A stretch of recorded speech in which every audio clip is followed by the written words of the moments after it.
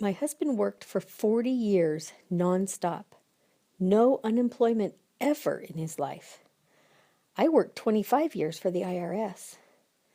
We thought, we're going to have it made once we retire. But I have fibromyalgia, and he's disabled too.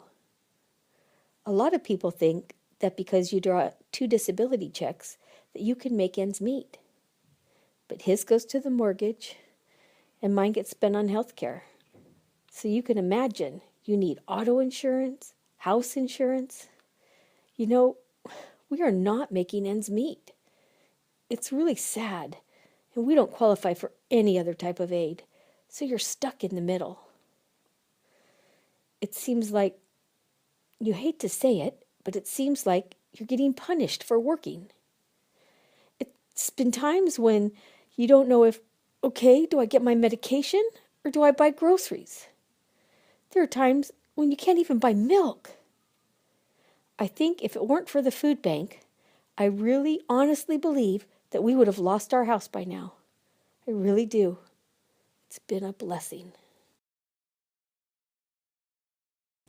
There are certain things we would like to have, but we can't spend that extra dollar.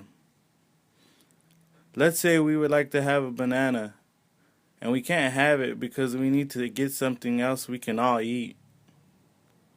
I have young kids under the age of 10. For almost 3 months, we went without electricity. There was no hope. It was very hard for my kids and for myself.